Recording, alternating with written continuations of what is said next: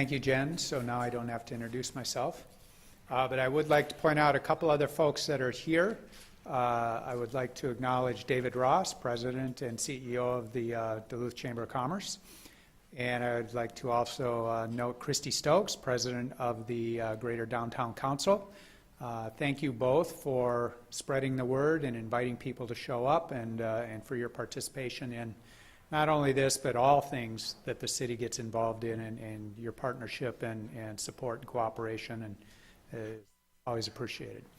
We also have here some folks from the city who later when we get to Q&A will probably be available to answer some of the questions.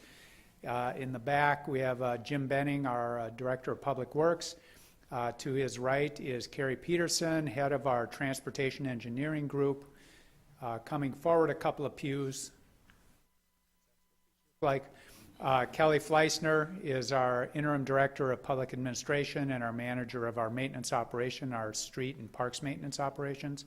And directly to his right is Peg Spihar, our Chief Financial Officer.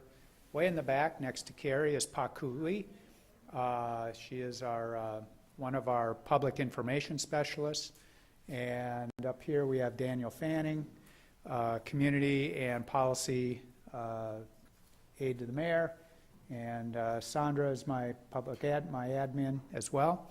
We have a couple other city councilors here. We have Charlotte Gardner, and we have Emily Larson, and we have as well. And yes, in the back we have comment sheets. We will have Q&A, but sometimes people don't like asking questions in public. So you can fill out the comment sheets and leave them behind, and we'll also, when we get to that point, there's a website you can go on and leave comments and ask questions. We're going to zip through this presentation a little quick because we have a lot of folks here, and I think the Q&A actually is the most important and most interesting part of this, because this is why we're here, is to get input and feedback. The working group, which consists of Emily Larson, Jen Gelsrud, and Linda Krug, is taking this input and will be taking this feedback and formulating what proposals to bring forward to council sometime in December or January. So with that, I'm going to kick it off. We'll zip through this, and then we'll get to the questions. So, why are we here? A little quick background. 1994, we set up a street improvement program. It was, you'll often hear the words SIP. That program was for the purpose of reconstructing and maintaining our streets, and it was funded essentially by bonding. Essentially, all the streets from 1994 up until recently were debt financed. The debt service was paid out of the CIT investment income and new growth from property taxes from new developments and new properties put in place, and also from assessments of properties along the streets that are being reconstructed. Those were where the dollars came from to service the debt which was incurred whenever we built the streets. 2008, 2009, right after Mayor Ness was elected, he thought through this process of how we'd been working our streets. It hadn't been all that successful, and we were incurring more and more debt.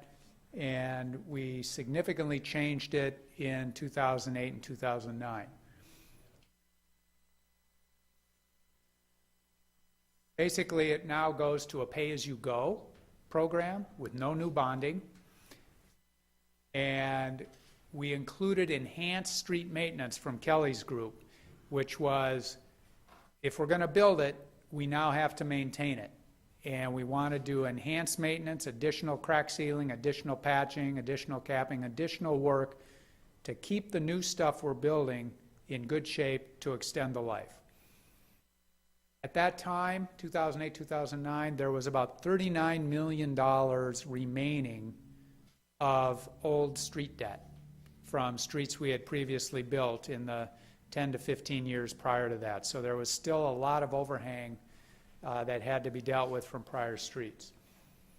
And we modified the use of the CIT and how we did it. So how is the CIT, which is our Community Investment Trust, you've heard that a lot about that over the last couple of years. How do we use it for streets? Well, the CIT earnings and the funds we get in the CIT had historically come from the casino revenues. The earnings, the interest and dividends from that fund, by charter, have to go to the general fund. That is, we don't have an option on that. By charter, they're supposed to go into the general fund for general purposes. The casino payments, the $5 to $6 million that came in every year, we used for street improvements, and then we used the principal, which at that time was about $50 million, $55 million. We were drawing that principal down to pay down the street debt, the old street debt, as it came due. So what changed? Well, what changed is in 2009, mid-2009, the band stopped making their casino payments. And we've been in litigation ever since, trying to sort that problem out. We have not completed that process yet. But that was $5 to $6 million a year. Essentially, think of it as $5 to $6 million a year out of your budget. That's gone. It's no longer available to us. Continue to draw down the balance in the CIT to pay that debt, that old street debt that we incurred, as those come due every year. And right now, those payments are about $2 million a year that we're retiring debt on that fund. And so that's, we have to continue to do that. The city cannot default on any of those bond payments. We have no intention of doing so. And that's where that money's coming from. There's no current funding because of the street payments being gone, the casino payments gone. There is no current funding for street reconstruction. That's why we're here. That's what we're talking about. And there's no funding for enhanced street maintenance. We have pretty much the bread and butter maintenance that Kelly's team does. We do the snow plowing, which is the largest part of that budget. We buy salt and sand.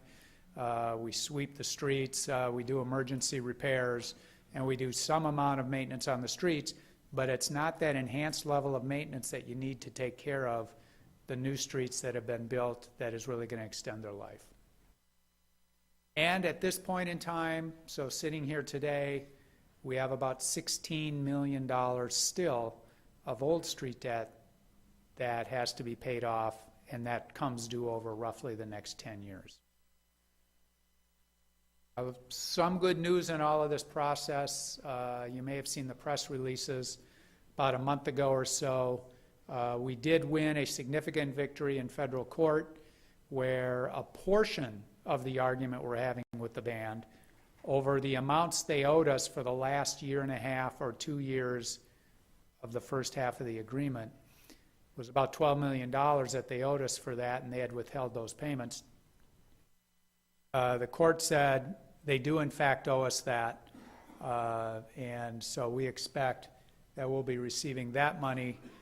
The process is still going, the band is appealing, but we're highly confident at this stage that we're going to prevail on at least this portion of the litigation.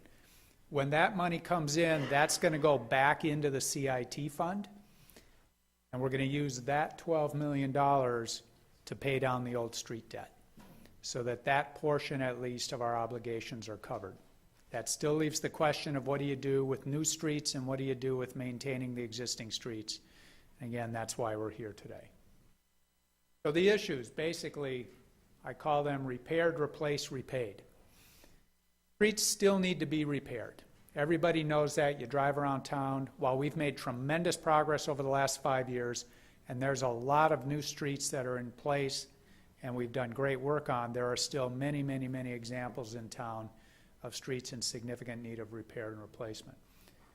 Lost street funding needs to be replaced. We lost $6 million a year. That we have to find that money somewhere in order to continue that work. And the old street debt is an obligation of the city, properly incurred. We have to repay that debt as it comes due. So repaired, replaced, and repaid. So one of the things we wanted to find out is what the community felt about this situation a while ago. So last spring, as part of our citizen survey that we do every year, we asked the question about the streets. We ask it about the fire department, police department, all government services, a number of things. What we got was an overwhelming public response. 94% said, we're not happy with our streets. I mean, that's overwhelming. But additionally, we asked, okay, if you don't like the streets, are you willing to pay a little bit more to repair those streets? Over 50% said, we're willing to pay up to $10 a month. Kind of, we gave them some ranges. Over half said they'd be willing to pay up to $10 a month. And nearly 65% said we'd be willing to pay at least $5 a month. So there's a consensus out there. There's a large pool out there in the community saying this is important and we're willing to do something to make sure we can fix these streets. So what we've done is the streets group's been meeting probably since over the course of the summer, talking about a number of things around these streets. Two basic approaches to this. One, we can look at it from a property tax levy standpoint, or we can look at it from a street improvement fee standpoint. Both those options include contributions from the general fund, and both those options continue to use the assessment model as a way to finance street reconstruction. This is a slide. I'm not going to crawl all through this, and you can go online on the city's website, and this slide presentation is on there so you can see it a little better. This is essentially looking at what our street maintenance budget looks like today and what it would look like going forward under either of these options. Today, if I don't look on a screen very well, if you look in the left-hand column, we spend about $7.2 million a year on street maintenance in this community. It covers things on the lower portion under expenses. You can see almost half of it is snow and ice and salt and sand purchases. But we're also doing street sweeping, traffic maintenance, crack sealing, pothole patching, permanent patching, a number of things reaching $7.2 million. The money we get for that is about $2.5 million from defined revenue sources. We get some money from the state, we get some money from the county, we get some money from various dedicated places that come in, and then there's about $4.7 million that is just general fund money. It's not defined in any way, shape, or form. It just comes out of general property taxes. Under either of these proposals, either a property tax or a fee, we would generate, if you look on the far right hand and the upper portion, $5.1 million is what we're proposing. $1 million of that we would add to Kelly's budget for enhanced maintenance. Doing that additional crack sealing, which is so vital. If you talk to the engineers, they'll tell you the best way to preserve your streets is to keep the water from getting down underneath the road beds. And that's what crack sealing does for you. So give Kelly another $1 million to do very specific additional work, which is basically that permanent patching, pothole patching, and crack sealing. The other $4.1 million would go to actual road reconstruction, resurfacing, etc. So you would end up with a total street cost to the city and program to the city of a little over $12 million is where we would end up. So under the first proposal under property taxes, what this would be is we broke this down between a modest home, a middle kind of home, and an upper value home. And we spread it over a 2-year period. We said we'd increase the property taxes each year for 2 years. And to raise $5.1 million, that would be about a 2.8% property tax increase on average across, most homeowners. For a modest value home, it'd be about $3.14 a month. The first year, for an average, about $5, and an upper value home, a little over $7 a month. And then in the second year, we do it again. So the net, after 2 years, for a modest value home, it'd be about $6.28, $10, and about $14 would be the impact per month. That falls sort of in line with that range that we got in the citizen survey, which is why we wanted to target roughly this range, to keep it within that range that the respondents to the survey said these would be the ranges that we would be we would find acceptable. There's a number of considerations from a property tax standpoint. One, it's just part of the existing property tax system and everyone's familiar with it, and so it's not a whole new structure. It avoids monthly billings, sort of like your comfort systems billing. It's definitely tax deductible for those people that itemize their tax returns. There are a large number of people who do, and so that is a consideration. It does create a stable revenue stream for a long-term investment in streets, which is important. If you're going to have a long-term investment, just like when you're running a private business, you want to make sure you have a stable revenue stream to support that investment. Tax-exempt properties would not share in those costs under a property tax system. And there is an impact on the city's relationship with the state, which I'll touch on in just a second. And lastly, the implementation, a consideration under the property taxes, implementation would be delayed until 2015. The property tax levy for 2014 has already been set. The maximum levy was set in September, and the final levy, which has to be at or lower than that, will be established by council in the next 2 council meetings here in December. So we would not be able to put in place a new property tax levy until the 2015 property tax year, which means you wouldn't have the funds in 2014. Now, the impact on the city's relationship with the state. In this last legislative session, the legislature and the governor's office worked hand in hand, worked very well together to solidify our local government aid situation, or LGA, statewide. They added to the overall LGA mix, and they expanded the numbers of communities participating in it, and they modified the way in which it was calculated, or the formula, to put it on a long-term footing. Over the last 5 years, as you're all aware, we've been very tenuous with LGA. We've had unallotments. We've lost LGA. This legislative session has put together a package where they expanded and enhanced LGA, and Duluth was a recipient of some of that increase in LGA in 2014. Part of the thought process down in St. Paul was, because of the solidification of LGA, they were hoping that communities would hold the line on property tax increases and levy increases. Now, City of Duluth did that. We proposed a levy that actually reduces property taxes in 2014. And so the issue with the state, we rely heavily on state revenue sharing, both in LGA, pension, insurance, a number of other areas, municipal state aids for our roads. We get 35% of our general fund is through direct state support. It creates a relationship problem if right away we turn around and we start raising tax levies. And that's what the impact on the relationship with the state consideration is. It's this balance between what we get from the state and the relationship with where our levies are going.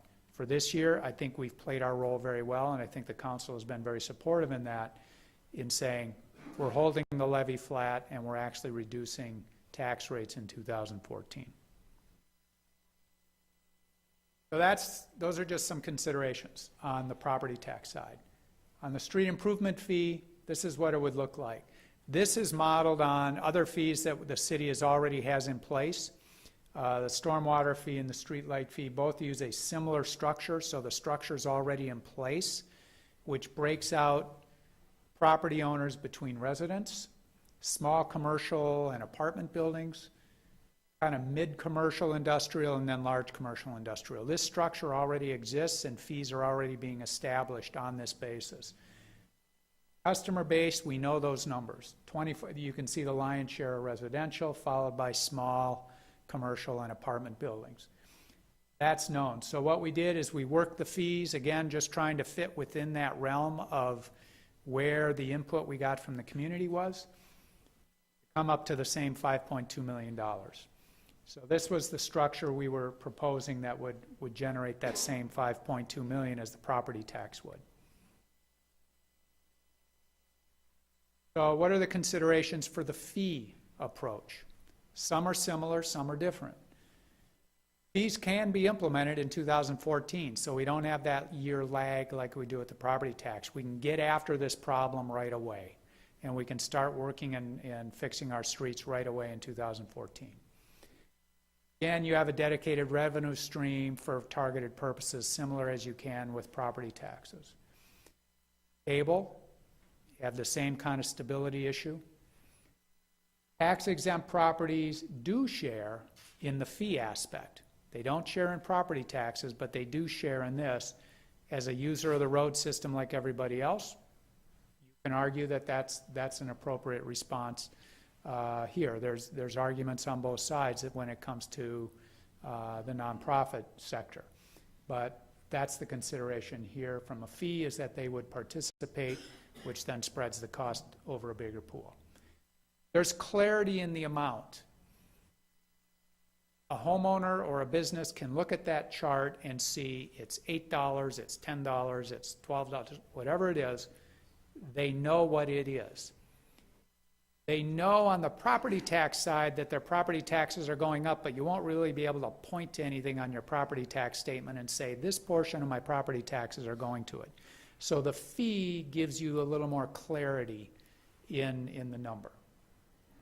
It has, though, higher administrative costs to administer this type of revenue collection process than the property tax side. It's not enormous, but there is some additional complexity when it comes to administering this type of structure. And it may not be tax deductible. It may be, it may not be. That's something you end up having to talk to your tax advisor on if you're a small business or if you're a private individual who itemizes their tax returns. There are arguments on both sides of that question over whether this fee is or is not tax deductible. Property taxes is pretty much automatically deductible. Here, there's a question. So, those are the two scenarios we're looking at. What are the overall goals? Dedicated funding source for street improvements. That's the big thing we're looking for. How do we do our streets? How do we make sure we can continue to keep? We want to provide for enhanced street maintenance. That is a critical component of this. We don't want to go out and build or reconstruct new streets and not maintain them and have them fall apart. If you look at a maintenance curve, what they call it, and talk about the time over which you do maintenance, it stays sort of flat for the first few years, and then if you don't maintain it, that road drops off like a ski hill, and it deteriorates incredibly fast. If you do maintain it right at the point of that curve, you flatten it out and you extend the life of that street significantly, which means we get a bigger bang for our dollar for the streets we build. So enhanced maintenance is critical for whatever we're doing here with the streets. General fund is contributing to the program funding. We are taking the funding we're utilizing in street maintenance and moving it into that dedicated fund so we can continue to do that work. And then the prior street debt that we've talked about will continue to be paid for from the existing CIT fund and from the $12 million coming into that fund to pay for that old street debt that must be repaid. So next steps, part of it is right here. This is the third of 3 meetings. We're gathering input, we're answering questions. The counselors on the working group are going to take this information and come back and digest it, and in coming up with a final formulation of a plan. We're going to take it back and hopefully come to council sometime in December or January with that idea, and council will take that under consideration and then decide what to do as far as how we finance ongoing. So we'll get to comments and questions. This was kind of a pretty quick run through. We'll take questions here, but if, again, there's forms in the back and or they've been handed out, and we'll take those. And also you can go online at duluth.gov/streets, and you can leave your comments and questions there as well, and we'll get back to you with those, and we're trying to accumulate those. And Councilor Gardner.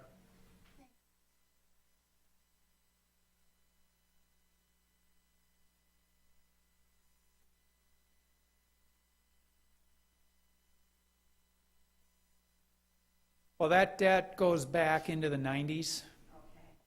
Okay. So it's a good 10, 15 years old. Okay.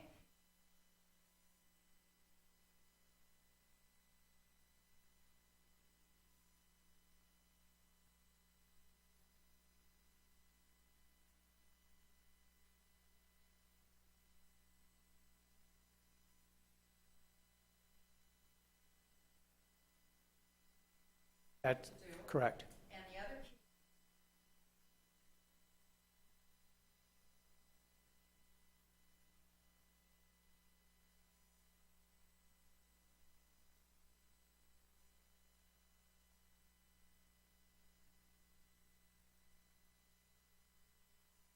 Well, the last part is right. The payments right now are pretty well fixed, and these are the bonds, the street bonds coming due each year. We've already refunded them or prepaid them as much as we can. Okay. Most of them now are fixed. In other words, I can't pay the 2018 street bonds any sooner than 2018, either because they've already been refinanced, and that's because of the rules under municipal bonds. But the amounts are coming due are about $2 million a year, but they are declining as we go forward. So it'll be $2 million this year, roughly $2 million next year, then it drops to like $1.8 million, then it drops to $1.5 million, and by the last 5 or 6 years, it's in a few $100,000 a year as opposed to $2 million. So it's sort of a declining balance that's being paid down on these bonds. But once that's repaid, that we'll use the $12 million for that. Then we'll have whatever balance in the street fund to do in the CIT fund, either generate income and use that income to do additional street work or to draw the money out to do something. I mean, that's up to council to decide what to do with that remaining balance when it's all paid off. So with that, I'll just open it up to questions and comments, and I'll start right up here in the front.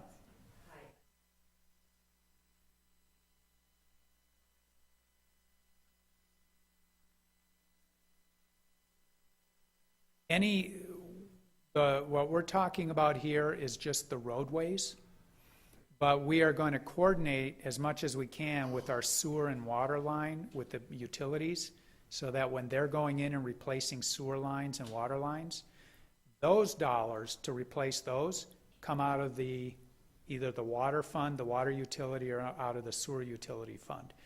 People paying their water bill and their sewer bills, some of that money is going to pay for those projects.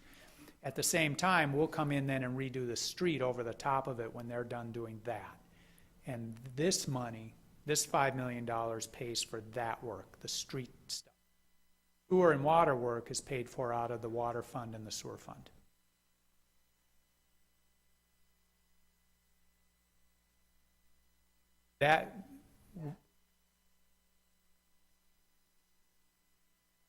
Right. Well, this fee would come, we would put it on probably the comfort systems bill, but the money wouldn't go into the water or street fund or water or sewer fund. It would go into a street fund.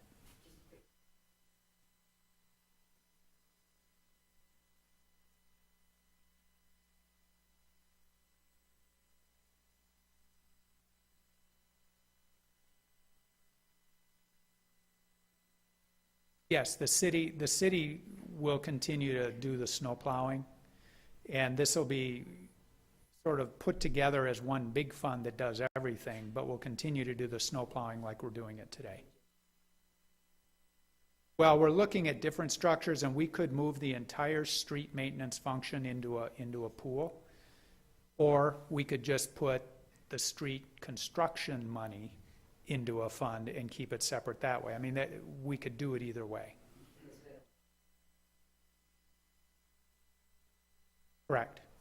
Yes. And how many years is?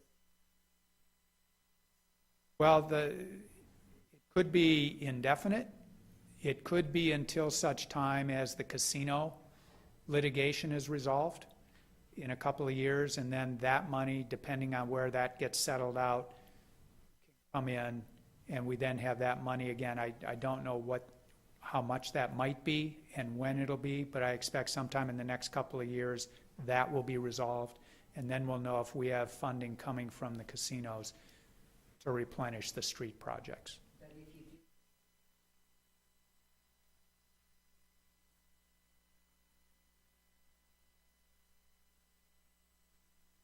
No, well, all the street work will be done the same way it is today, which is a mix. We use city staff to do all the maintenance work, and we contract out the actual reconstruction work. So when they're coming in and digging up the streets and rebuilding the streets, that work we contract out. But all the maintenance work and a lot of the lighter duty maintenance type stuff, will continue to be city. No change in that.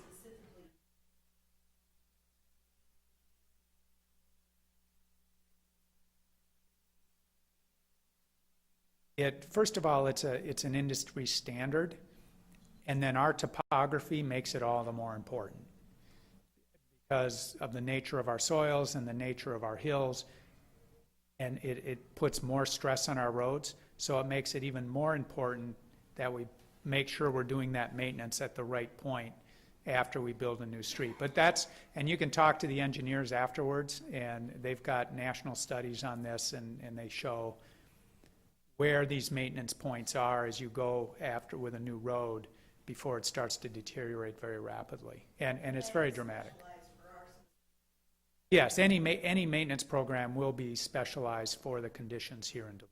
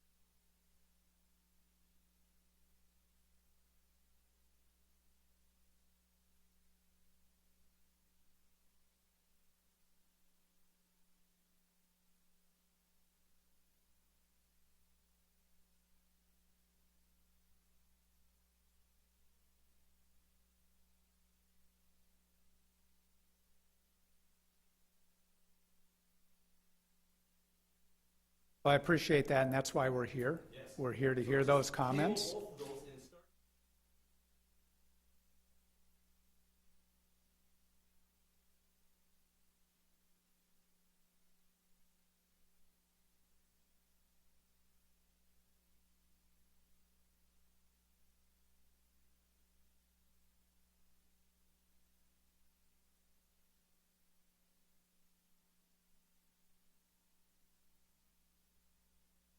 Well, that's It it. keeps on going on and on and on. Right, well, that's a second. You have charter and all these guys. That's a second, let me just touch the second one because we're getting off topic. Okay, If you just, but just, both of them. I, Dig deep. okay, I heard you. You can follow up with engineering on your street, on your dugout street question, because they can tell you how that's happened. Thank you. Yes, sir. Listen, please.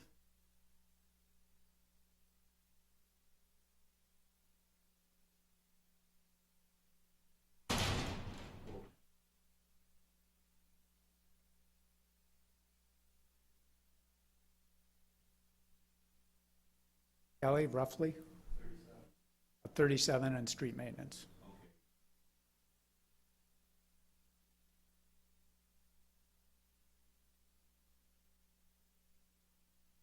They're pretty much busy 5 days a week, sometimes 7 days a week. They're clearing brush, they're fixing minor repairs, they're plowing, they're graveling alleys.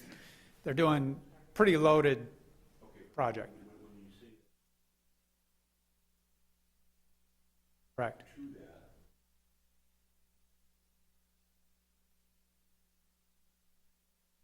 Well, we probably would hire a couple extra people. Kelly, why don't you have a brief sense on where that $1 million would go?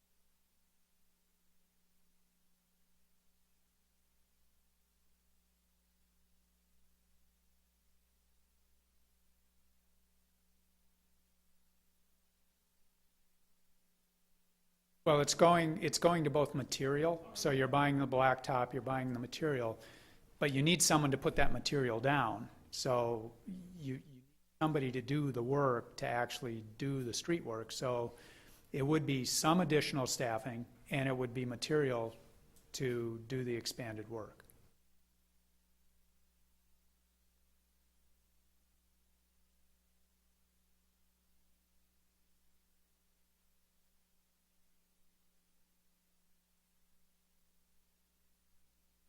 About right.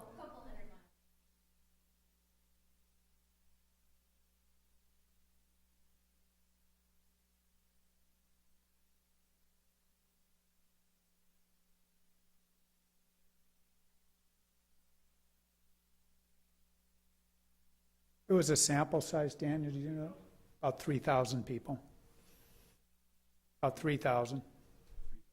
Right. So statistically, it was a good sample of the broader population.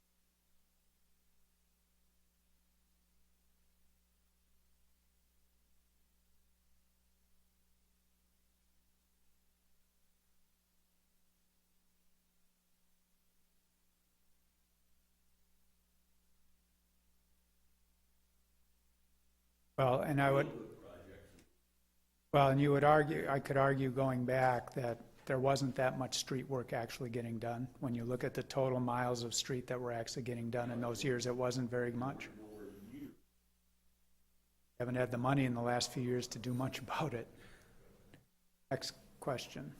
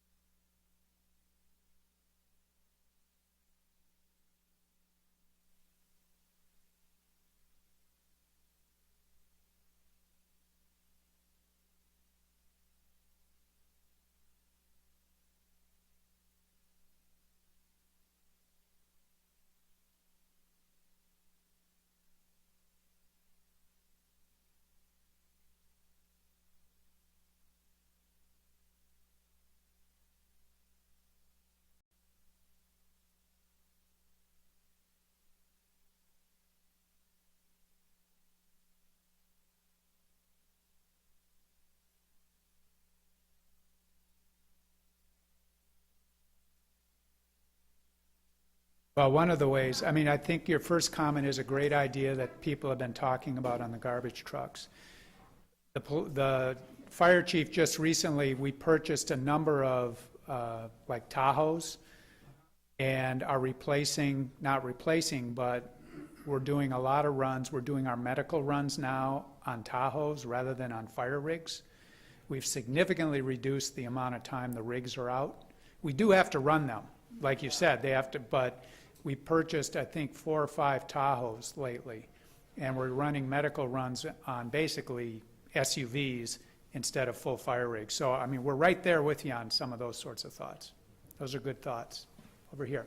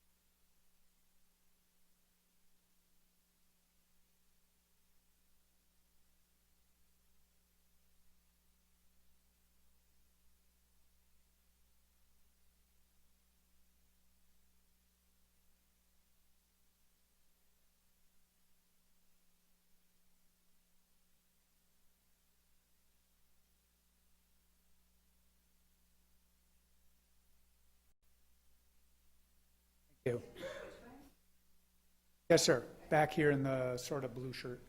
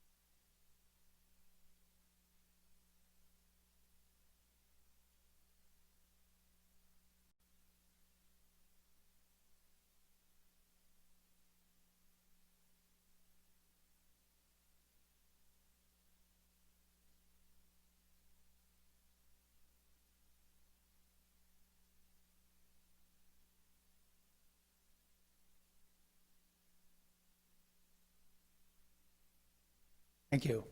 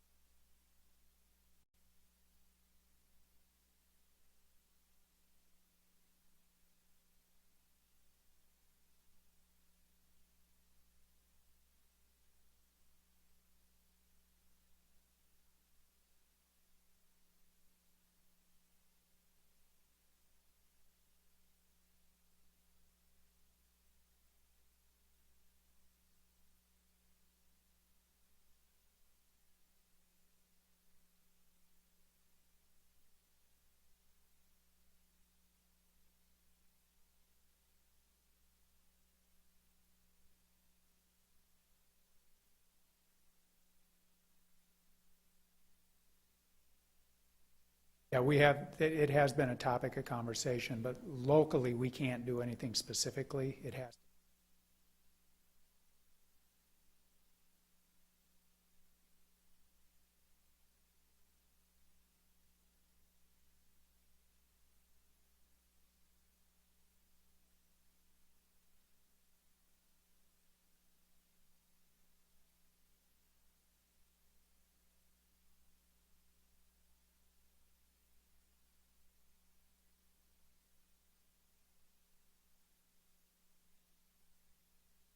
Current balance is about 19 million.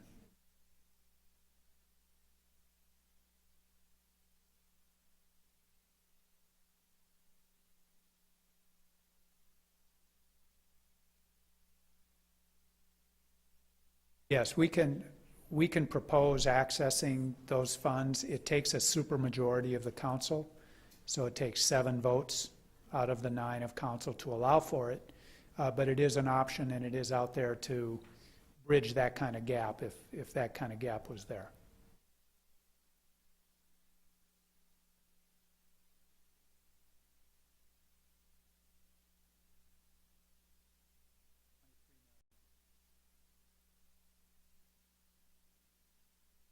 We owe 16. There's 19 million in the trust fund. We owe 16 million in street debt. So we've been paying down the debt. We've been paying down the old street debt.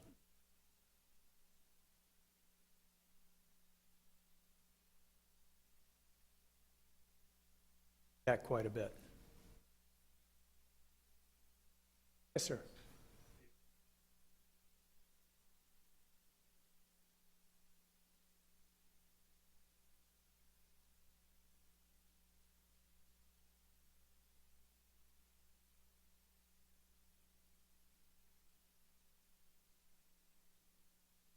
Yes, that if we get the $12 million, our thought is that money goes back into the CIT fund. And that money to pay down the old street debt, that for streets that were built 10, 15 years ago.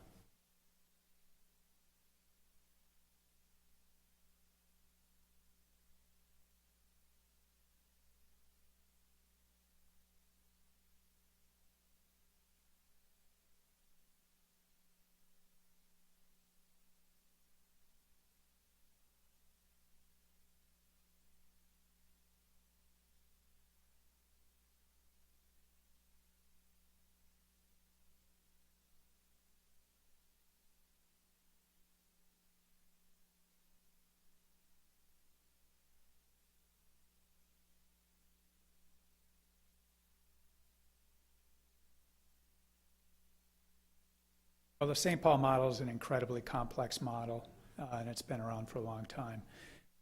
The tax impact, we'd have to do a specific look on some commercial properties to see, but the overall percentage comparable, is that right, Peg? It'd be about 2.8%. So by extension, a commercial property's tax base would go up something under 3%.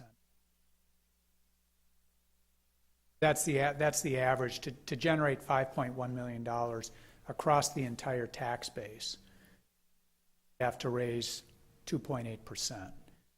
We focused on the residential because it's certainly in terms of numbers of people, that's the number that's broadly affected, and it's easier to calculate. The commercial side is unique to each individual property. It's tough to pin down an average as to what a commercial property is worth as opposed to what a home is worth. It's just more difficult to calculate for a slide, but generally it's 2.8% for everybody.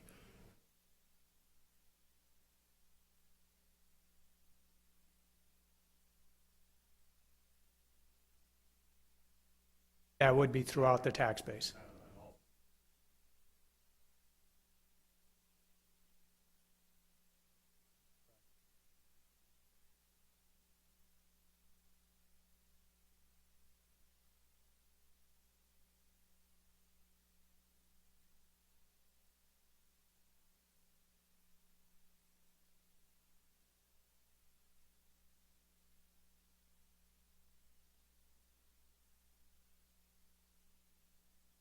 Yes, sir.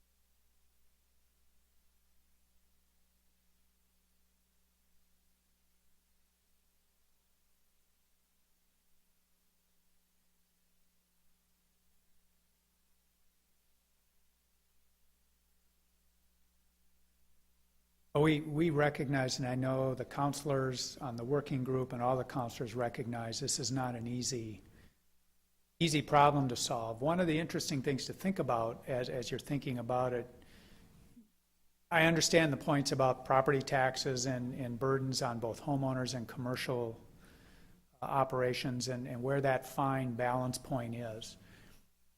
You also sometimes have to think about what's the value of a road system that is up to snuff and transportable and infrastructure system that works, and the benefit that that brings to the community as a whole and to the homeowners and to commercial owners where they have reliable transportation networks.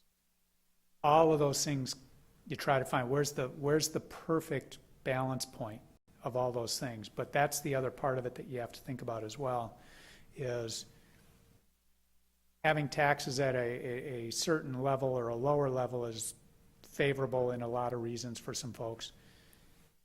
But what's the cost benefit of a road structure that's borderline impassable in some places, or lost productivity or lost time, or how does that come into the equation as well? It's an interesting balance in trying to juggle all those issues.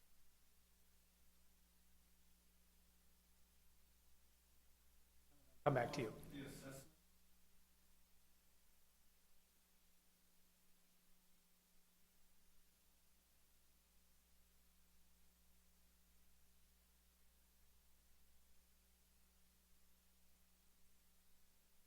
No.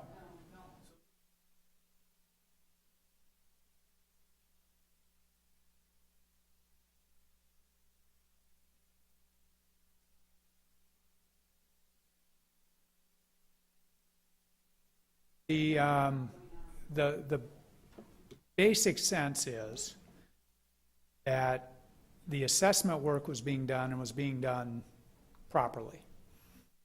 Our timing wasn't always great. We didn't always get to things as soon as we should have gotten to them, but the overall actual assessment on the residential side was generally, we think, pretty good.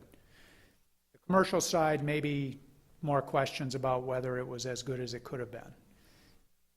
All of that just was lifted up lock, stock, and barrel and put over here into the county. So the residential assessment process, I think, is still going to continue about the way it was. They'll probably get to residents on a more timely fashion, but the actual assessment taxable value determination, I don't think is going to change very much.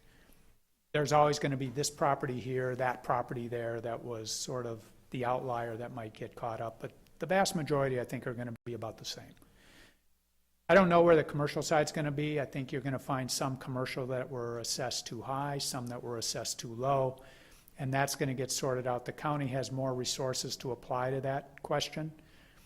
So I think in a whole, when you look at it in total, I don't expect taxable values, because that's what the assessors do. They determine the taxable value of property. I don't think you're going to see a material change in the aggregate taxable value just because the county's now doing it as opposed to the city doing it within confines of the city. There will be outliers that are going to change, but I think overall the taxable values are going to end up being comparable. And then the tax rates are set by either the municipality or the county or the townships or the school districts on that taxable value. So I don't see a lot of change from that as it affects what we're talking about here.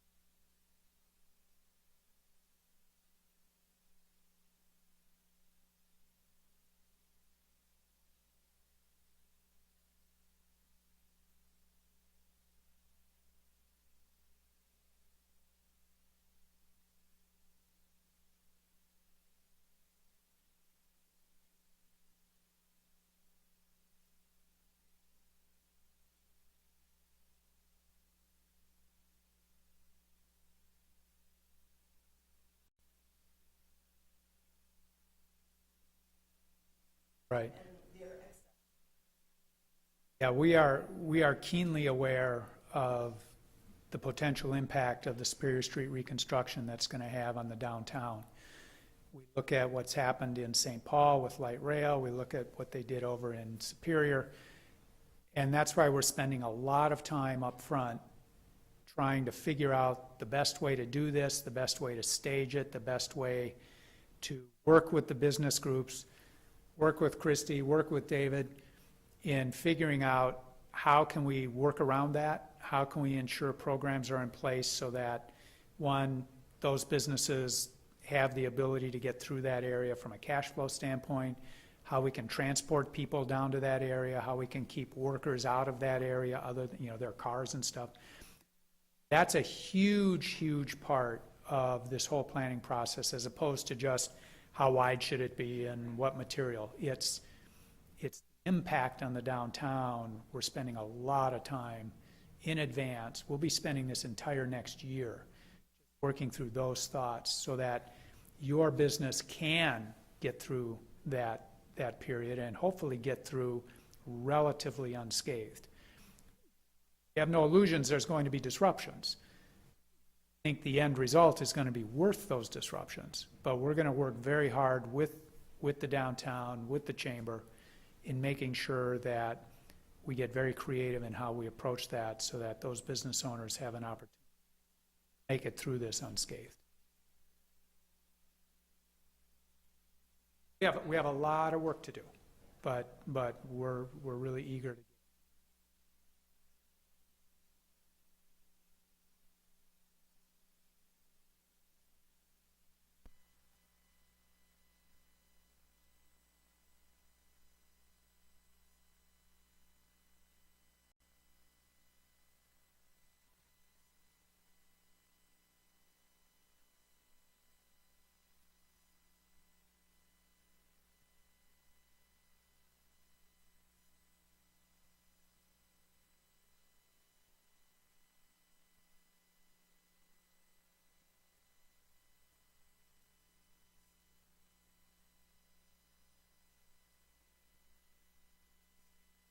We've done a lot of that in the last 5 years, and that's actually a very good idea. Someone raised the question about the assessors, gentleman back there.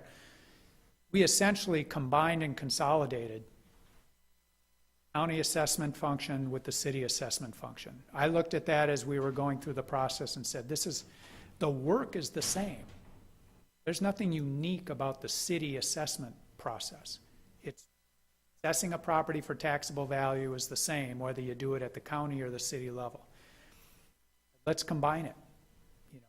Trim some of the overhead, reduce some of the cost. We did that. We're looking at combining a number of aspects. Kevin Gray, the county administrator, and I meet every month just to talk about some of these sorts of things. Are there ways we can consolidate certain of our IT functions so we can share, certain of our finance operations so we can share software or processes or what have you?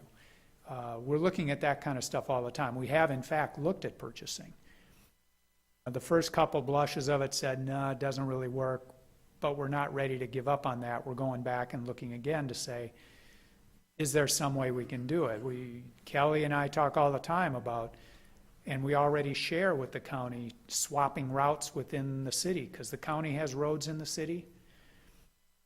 We have deals where the county does some of our roads and we do some of their roads because it makes more sense, so they can keep all their trucks in this grid and we can keep all our trucks in this grid, even though it includes some of their roads. It's more efficient.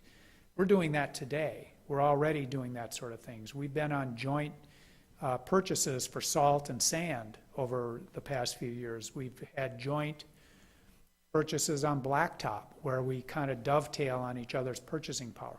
We're always looking at that kind of stuff. But to the point, I wanted to go back to here. We don't just come and ask for money all the time. The general fund in 2009 was $81 million. Today it's $75 million. It's not just that it's grown at a lower rate of inflation. We've reduced the general fund $6 million in the last 5 years. We are doing our best to reduce the costs of what we spend in the city of Duluth as much as possible. We're looking at new ways of doing things. We're looking at creative ideas. We look at every time, and my managers will tell you this, every time people retire, they want to hire a new person, I'm always asking them, I'm saying, have you looked at your process? You have to hire that person. Can you in fact get by? Can you just rearrange the work? Sometimes you can't. Sometimes you just have to do that. Other times they found very creative ways to realign things and do the same amount of work with less people. That's an ongoing, everyday, get up in the morning and fall out of bed thought process that we try to do here at the city. So we have done that, and we have brought those numbers down. The chart on the right is our head count. We are down significantly in our staffing from those years. So I mean, I think most people don't realize how much we've actually done in trying to reduce costs and reduce staffing. But at the same time, price of petroleum-based products continues to go up. Blacktop bituminous costs continue to go up. When you look at our cost of construction, so when we do street work and we bid out that work, our construction costs almost consistently, all through, even through the recession, have gone up 4 to 5% a year. Just to do the same project 2 years later than it is today, 7 and 8% higher than if you did it today. So we face increased costs. We had our employees go with 0% raises for 3 years, for half of our employees for 4 years. Finally had to get to a point where we had to provide some increases in our last contract rounds. 80-some% of what we do, I like to tell my managers, we don't build widgets. We're a people organization. 80% of our costs are people. I mean, when when it's services, that's what we do. We buy some sand, we buy some gravel, we buy some equipment, but 80% of our costs, 80% of that $75 million is people. We're always trying to figure out how can we do more with less and how can we get by. But at some point, the cost of those people goes up. Healthcare costs go up 8-10% a year. The city spends $20 million a year in healthcare costs. Pick an inflation number, 10%. Our budget cost just went up $2 million, just like that. And so there's a lot of issues out there. We're juggling all the time. So we are, and I show you this just to show you, we are trying very hard to keep costs down and not just come every time we have something and say, we need more money, we need, we're trying to cut costs at the same time.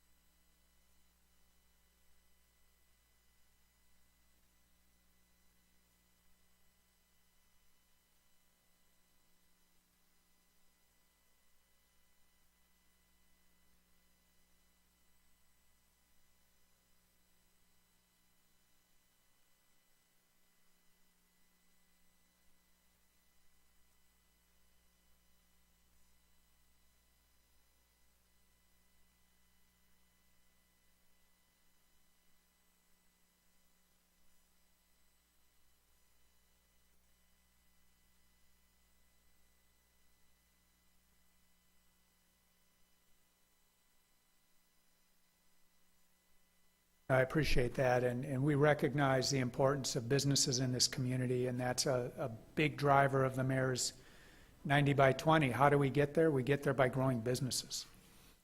Get there by growing job opportunities in this community, expanding that tax base through that. And so it is a critical component of everything we do in this community. We do understand that. We also understand we're a broad-based community, and we're sort of, especially when it comes to roads and transportation, we are literally all in this together. Feedback, I appreciate the feedback you're giving. You're giving it to the working group and the counselors, and they will take this back and think on this and in trying to craft up a solution, because it's a tough solution. It's tough to go out and find $6 million that existed yesterday and does not exist today. Councilor Larson. Yeah, I just wonder if